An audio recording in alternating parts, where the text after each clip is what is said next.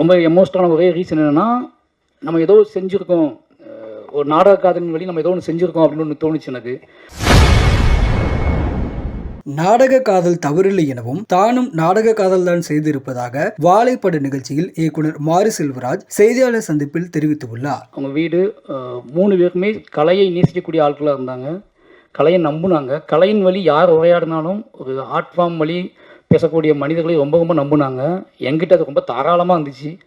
அதனால் என்னை ரொம்ப தாராளமாக நம்பிட்டாங்க. இன்றைக்கி எனக்கு ரொம்ப சந்தோஷம். சொன்ன மாதிரி எனக்கு வந்து ரொம்ப எமோஷனலான ஒரே ரீசன் என்னென்னா, நம்ம ஏதோ செஞ்சுருக்கோம். ஒரு நாடக காதலின் வழி நம்ம ஏதோ ஒன்று செஞ்சுருக்கோம் அப்படின்னு ஒன்று தோணுச்சு எனக்கு. நாடக காதல்னா உங்களுக்கு புரிஞ்சிருக்கும். சாதி மறுப்பு தான் நாடக காதல். அப்போ நாடக காதலின் வழி நம்ம ஒன்று பண்ணியிருக்கோம் அப்படிங்கிறது வந்து பயங்கரமான சந்தோஷமாக இருந்துச்சு. அந்த வகையில் வந்து இன்றைக்கி என் வாழ்க்கையில் முக்கியமான நாள். என்னுடைய காதலி என்னுடைய திவ்யாவை வச்சு இந்த படம் அவள் மேடையில் வச்சு அவளோட பேர் போட்டு இந்த படம் வருது அப்படிங்கிறது என்னோட கதை.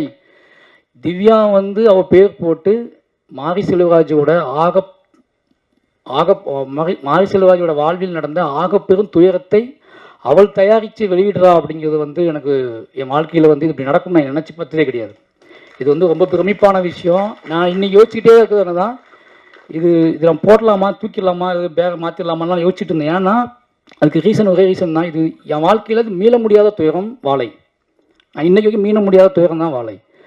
இதை வந்து நம்ம திவ்யா மனைவி பேர் போட்டு பண்ணுறமேனு யோசிச்சுட்டே இருந்தேன். ரொம்ப நாளாக யோசிச்சுட்டே இருந்தேன். அப்போ இதுதான் கரெக்டாக இருக்கும் என் பிள்ளைங்களுக்கும் என்னை புரிந்து கொள்பவர்களும்.